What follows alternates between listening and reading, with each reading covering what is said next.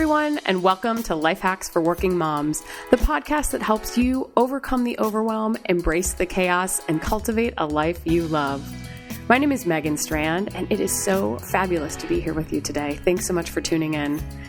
As you know, this whole month we are talking about you and how to start the year off right by taking good care of yourself.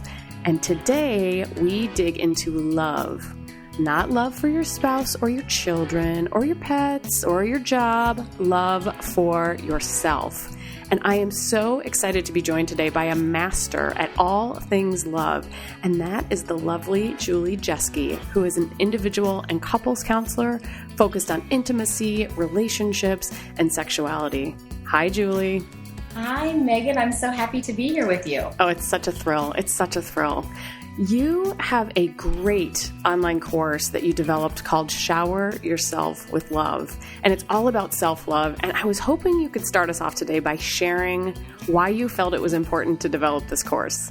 Self-love is, even though I focus primarily on relationships in my office, self-love comes up with every single client that I work with. Because in order to love another person, you have to love yourself first. And we don't talk about the importance of self-love in our culture. You know, we glorify romantic love and partnered love, which is a fantastic, wonderful thing. But we often expect people to put other people before themselves. We talk about self-love as being selfish. We don't necessarily give self-love the value that it needs. And if we don't have self-love, eventually it gets really hard to focus on love of others or even just maintaining connection and relationships with other people without feeling depleted.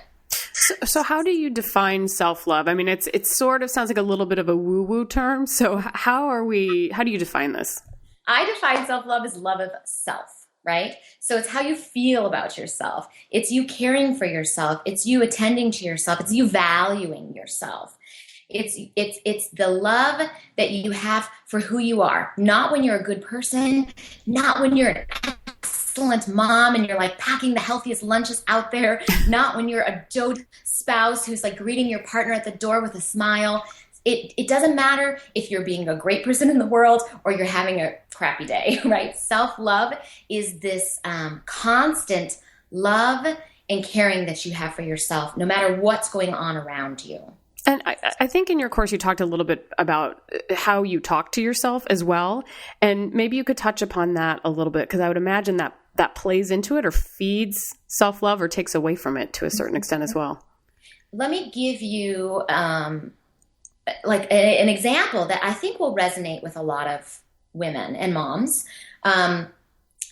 So when you were growing up, how your mom talked to you about your body, about your appearance made an impact, right? Right. And most moms are very conscientious about speaking to their daughters with love and not putting pressures upon appearance and really helping them cultivate a sense of self-love, right? However, if your mom told you you were beautiful and then you overheard her looking in the mirror saying, "Ugh, I look so fat today," or "I'm so tired," or "My hair looks like straw," or something, "My thighs are so dimply," or "I wish my breasts were bigger," whatever we hear our moms say, that gets internalized as well. So how you talk to yourself about yourself not only affects your ability for self-love, but it gets picked up by the little people around you as well. So sometimes the messages we get about self-love, we're told we're lovely, but then we see someone else say that they're not so much lovely. That gets wired in also. And that affects how you talk to yourself then in the future. And then how your children hear you talk to yourself, you know. Totally. One of the things that I mention in the class is, you know, every time you look in the mirror, before you go to that place of, "Oh, I have circles under my eyes," or "I look so tired today," or "My hair's to this," or "It's not enough this," or "My body's to this," or "It's not enough this," find one thing you love. One thing. And the first time it might have to be something really like slightly superficial, like, "Well, the blue makes my eyes look really pretty," or "I have a nice smile." You know, it might not be like, "I have the smokingest body I've ever seen." But the more you can do that and truly believe it, the less you start paying attention to the other things. What we put our attention on amplifies. So the more I put my attention on my positive qualities, my love for myself, love begets love. It's the same as if we're putting our attention on the things we don't love, right? The more I focus on my belly, my post-baby belly, and how much I hate the way it sags over when I roll on my side, right? The bigger that gets, not just in my body, right? What we put our attention on amplifies. And so what I really want to do is help women put attention on their own personal love, their relationship with themselves, their loving relationship with themselves. Let's talk about a little bit about what happens when that self-love gets depleted. It's either not there or you're not taking good care of yourself, which we'll talk about in just a minute. But you have a really interesting take on how that breeds resentment. And I would love to hear a little bit about that, because that's a pretty ugly phenomenon. Right. If when in relationship, it can breed resentment. And when I'm working with someone who's not in relationships, not in like romantic relationship, or doesn't have children, it can breed self-doubt and self-hatred. So I believe that self-love is created. It's the role of a parent to instill a child with self-love. You have 18 years, right, to really help a child learn that they're lovable. Only if they get A's, not only if they're adorable and look really cute in a little dress, not only if they eat all of their dinner, right, that they are lovable just by the nature of who they are. If you don't receive that from a parent or a caregiver growing up, you may come into my office and find a really hard time, have a really hard time believing that you're lovable. Right. So sometimes that's going on. Sometimes we feel lovable, like we feel like our parents did a pretty good job, but we're so busy in the world. We're pulled in so many different directions, especially those of us who are parents, who have partners, who are working in the world. Like, we have so many different responsibilities. There's not necessarily room for love, self-love. And that's when it can breed resentment. If all I'm doing is putting my attention on other people, even if it starts from a loving place, even if I really, truly at my core care about the people that I'm giving love to and the projects that I'm giving love to, if I'm only doing output, eventually I'm going to run out. I need to fill my own bucket up as well. And if I don't, I will give and give and give and give until there's nothing left, and then I'm going to feel resentful about it. And then the very thing that I was doing in order to create connection and help someone else feel good is going to make me feel horrible, bitter. That's interesting.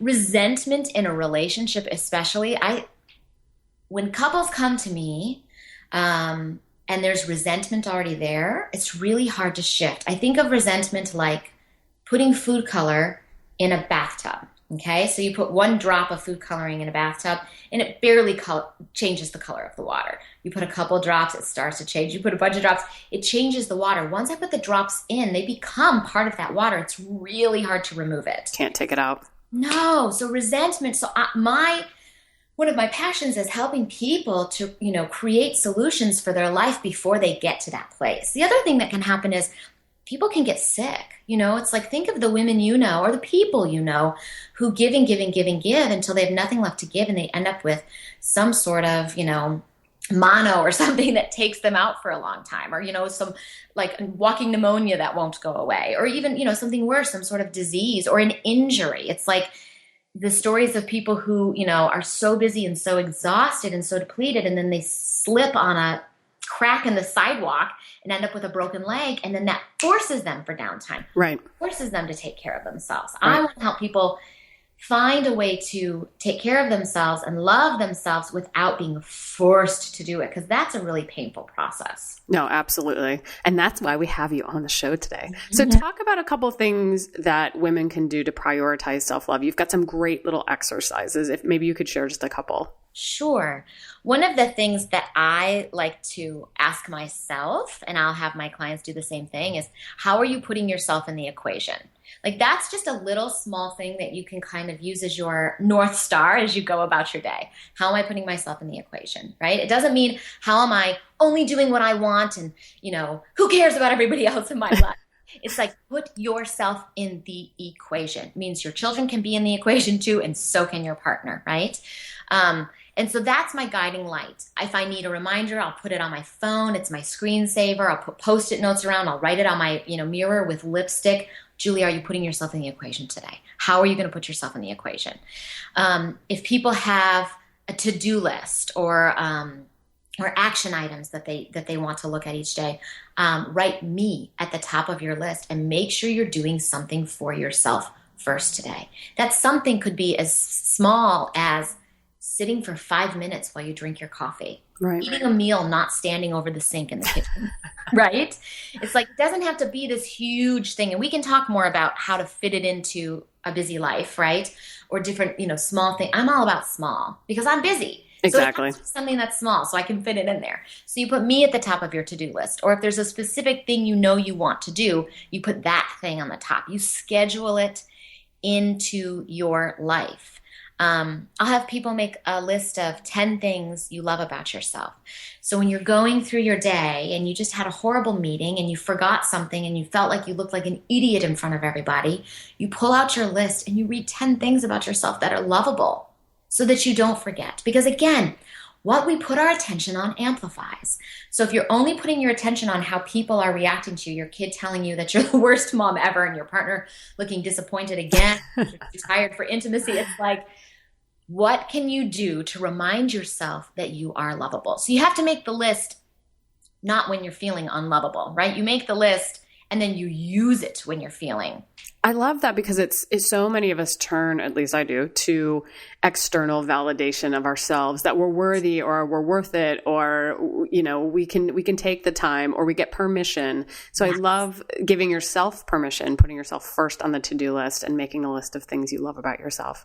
Great ideas. So talk a little bit about the difference between self-love and self-esteem. You kind of touched on it a little bit, just kind of that inherent sense of worth. Right. But how do you differentiate the two? Self-esteem is, I did a good job, right? I got all A's. I finished the project and people told me I'm brilliant.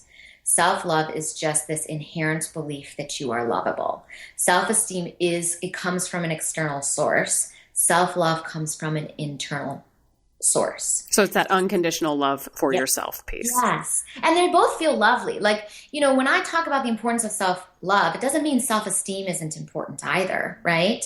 But self-love, it's like your beacon in the storm. It's the thing.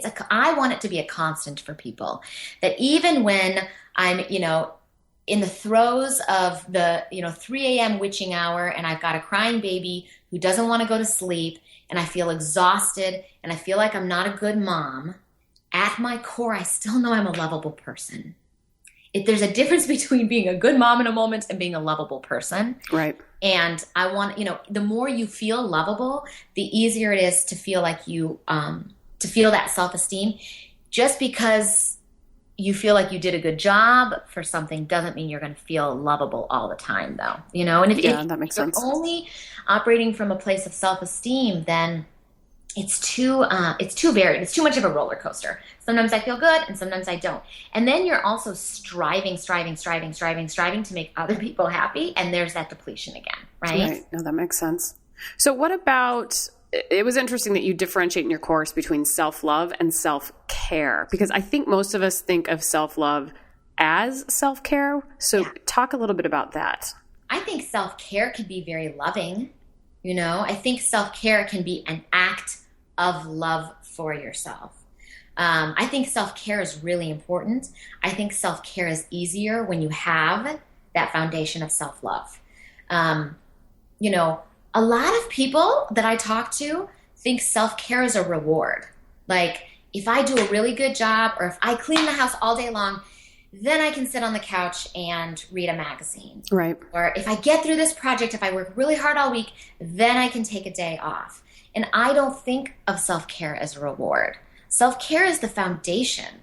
The more I care for myself, the more capacity I have to do the things in my life, That can feel so selfish, though. Like, how do you, because I think I absolutely do think of self-care as a reward. Like, oh, I'm going to do this and then maybe I'll get a massage, like there has to be a carrot to justify that self-care piece. And I think, especially if you're dealing with a partner and a couple of kids, and it's like, okay, I'm going to go off for 2 hours and do this all by myself. It feels very selfish. Yeah. That's part of the messaging that I think we get in our culture. I think all genders get it, but I think women especially and mothers, it's like amplified, right? We have this idea that focusing on ourselves is selfish. I think there's a continuum. So if at one end we have selfish and the other end we have selfless, I don't want to be on either ends of that continuum because selflessness can become martyrdom. Right. Oh, don't worry about me.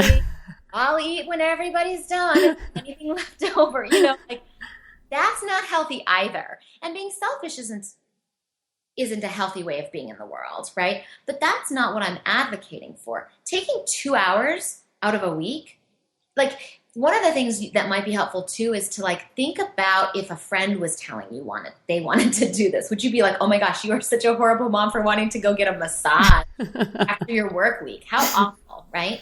We hold ourselves up to this standard that I don't think we would hold anybody up to. Self-care is important. It's like, I don't know, let me think of analogy. A car. We have to take care of our cars in order for them to work. You cannot run your car into the ground, never get an oil change, never clean it out, and expect it to keep running. Okay? An instrument. We have to clean an instrument. We have to practice it in order to play it. Our oven, you have to keep cleaning it in order for it to work. It's like we know that we have to take care of inanimate objects. We know we have to take care of the people in our lives, yet we treat ourselves or see ourselves through a totally different lens. So outside of, let's say, getting a massage, which was my example, or, I don't know, taking a bath or reading a book, what are some interesting examples of self-care that you've heard people put on their list of things that they want to prioritize? Self-care is just doing something that makes you feel good, something that fills up your bucket, that makes you feel loved. So for some people, doing an art project would feel like self-care. For some people, going to Target by themselves without any self-care. Now, when people tell me that, I'm like, that's awesome. Let's come up with another thing too. Here's a word I like to think of with self-care: nourishing. Oh, that's a good one. Nourish you. So sometimes we'll be like, oh, watching, The Real Housewives is my self-care. And it's like, okay, I don't have a problem with TV. I like things in doses because sometimes self-care, like what comforts us, what nourishes us, can become, Jennifer Louden has the term shadow comfort, which I really like. It's like it feels like it's going to be comforting and we do too much of it and it actually depletes us. It's like ice cream can be self-care. Totally for me. Sweets can be like a pastry. Are you kidding me? I can feel like that's self-care. But if I eat the whole bag of chips or the whole ice cream, then I feel worse afterwards. Right. This is a wild example. Going to like a shooting range. It's like something that your self-care could be totally different than someone else's self-care. Someone might say reading through a magazine is self-care for me, and someone else might be like, that's just mindless for me. Right. A nourishing meal, exercise for some people is self-care. For some people, it feels like that's another like work kind of thing. Right. I like to think about sensuality as part of self-care. And so when I use the word sensuality, I'm referring to what engages your senses, your 5 senses. So if you're engaging your sense of smell and taste, like I can go for a walk and walk my dogs and be super practical. I can go for a walk and engage my sensuality and like let my fingers brush up against that bush and like not pull my phone out and look at Instagram while I'm walking. Really look at the way the wind is touching the trees. Feel the wind against my skin. Simple as that. And that feels like self-care to me. That's a great example. Engage your senses. Slow down. Nourish yourself. Well, and speaking of slowing down, you probably have a lot of people saying they just don't have time for it. Like, yeah, that all sounds great. Right. And I just don't have time. Yeah. What do you say to that? Well, I'm of two minds. I'm so empathetic to the plight of busy people. Right. And I also kind of I have a little bit of a hard stance on that. Like, I don't totally buy that no one can find 10 minutes. That's what I'm asking for. 10 minutes to shower yourself with love. That's it. And I don't know. Most people I know spend more than 10 minutes on social media and don't feel great about it. like they're scrolling through news feeds, right? Or they're getting pulled into Pinterest. It's like 10 minutes. I can think of all the ways that I waste 10 minutes. I can think of all the ways that I spend 10 minutes thinking about all the things that I should do, right? So all I'm at, and if you can't do 10 minutes, then I would say 5 minutes. Right. Like I've yet to find a person who couldn't find 5 minutes. Yep. And so in that amount of time, like, yeah, you can't get a massage in 5 minutes. You can sit and you could meditate. You could sit and breathe. You could write. I think self-care, writing. So one of the things I love to do is go to a cafe or a coffee shop, drink my coffee slowly and not have to warm it up 10 times in the microwave because I get interrupted, right? And write in my journal. That's a good one. I will go and I'll write for work. I'll write a blog entry or write a newsletter, do something like that, write a course. For me, self-care is going and writing in my journal. And you can do that in 5 minutes. And that's self-love too, because I'm connecting in with myself. I'm like I'm checking in and I'm connecting. How am I feeling? What's lovable about me? What do I love about my life right now? What do I want? One of the ways I put myself in the equation is I will journal on, what do you want? What do you want? What do I want? I want this. I want a massage. I want to walk in the grass with bare feet. I want to go to Paris. I want to sit and breathe for 5 minutes. I want to add more activity in my life. It's a way to get clear about ways you could prioritize yourself without thinking about but is that practical? Or do I have space for that? But what do my kiddos want? Or what does my honey want? It's like those things are important, but taking 5 minutes to really focus on what you want will help give you some direction as you're trying to implement some of these things. That's a great idea. So do you feel like a prescription for success could be literally 10 minutes a day? Yeah. Self-care, self-love. Yes. Let this be a part of your daily practice, because the more you practice it, the easier it becomes. I want self-love to just be an intrinsic part of everyone's core. And so if I am being loving to myself or practicing self-care, then that is going to, love begets love. It's going to breed more of the same. And it becomes a habit. It's like if you think about exercise, the more you do it, the easier it gets. The more you take time for yourself, the more you focus on yourself, the more you love yourself, the easier it gets. And my one little kind of, last little